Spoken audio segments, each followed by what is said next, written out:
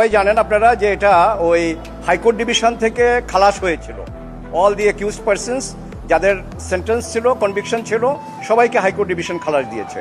এই খালাসের এগেনস্টে রাষ্ট্রপক্ষ আমাদের সুপ্রিম কোর্টের অ্যাপেলেট ডিভিশনে ওনারা লিভ টু আপিল ফাইল করেছেন এবং সেই লিভ টু আপিলের আজকে শুনানি ছিল। তো today's bench was presided by honourable chief justice and other 5 companion জাজেস of the said honourable court. তো শুনানি ফার্স্ট আওয়ারে হয়েছে, এখন সেকেন্ড হাফে আবার রিচেজের পরে 11:30টায় যখন শুনানি শুরু হলো। তো এখন দেখা যাচ্ছে যে রাষ্ট্রপক্ষে ওনারা যেই পয়েন্টের উপরে আর্গুমেন্ট প্রেস করতেছেন, এই পয়েন্টে ওনাদের লিভের গ্রাউন্ডে ত্রুটি আছে অথবা সঠিকভাবে ওটা গ্রাউন্ড নেওয়া হয়নি। তো যার জন্য অনারেবল চিফ জাস্টিস সাহেব বললেন যে তাইলে আপনারা আপনাদের গ্রাউন্ড ঠিক করেন এবং এটা ঠিক করে আসেন, এবং পরবর্তী ধার্য তারিখ দিল এই মাসের 26 তারিখে। এই মাসের 26 তারিখের মধ্যে ওনারা ওই গ্রাউন্ড ওনারা ওটাকে আরও মডিফাই করে আসুক অথবা নতুন গ্রাউন্ড নিয়ে আসুক, সেটা আবার সাবমিট করার পরে তারপরে নেক্সট 26 তারিখে আবার এইটা শুনানি শুরু হবে। গ্রাউন্ডস ওনারা যেটা বলতে চায় যে হাইকোর্ট ডিভিশন এখানে আমাদের সাবমিশনের উপরে সাবজুডিস ম্যাটার এতটা নাই বা বলি, বাট এক কথায় যেটা সেটা হলো আমরা কিছু লিগ্যাল পয়েন্ট রেজ করেছিলাম হাইকোর্ট ডিভিশনে।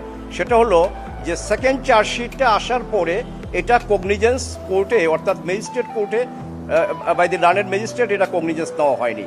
তো যেহেতু এটা সেশন ট্রায়াবল কেস, এটা ফৌজদারি কার্যবিধির 193 ধারায় সেশন কোর্ট অরিজিনাল কোর্ট হিসাবে কোনো কগনিজেন্স দিতে পারে না আনলেস এটা 205C অনুযায়ী মামলাটা তার কাছে না পাঠায়। 205C কমপ্লাই করতে হলে 190 CRPC অনুযায়ী সেখানে learned magistrate will take cognizance and that is called initial cognisance.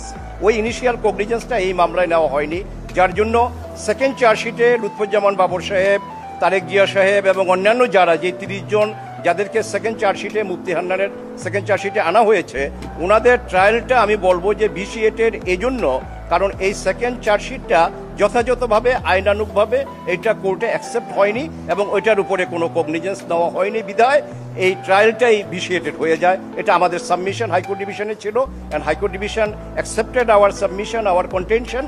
ওটার এগেনস্টে ওনারা বলতে গিয়ে দেখা যাচ্ছে যে এটা যথাযথভাবে অ্যাপেলেট ডিভিশনের সামনে ওনারা ফর্মুলেট করে আনতে পারেননি। কাজেই কোর্ট দয়া পরবশ হয়ে ওনাদেরকে একটা সুযোগ দিয়েছে যে ওনারা এটাকে ফর্মুলেট করে যখন আবার প্রেস করবে বা নেক্সট ডেট 26 তারিখে তখন এটার উপরে বাকি শুনানি শুরু। হাইকোর্ট ডিভিশন তাদেরকে যে একুইটাল দিয়েছে এই একুইটালটা বহাল থাকবে, এটা ডিফেন্স থেকে আমরা সেটাই আশা করছি।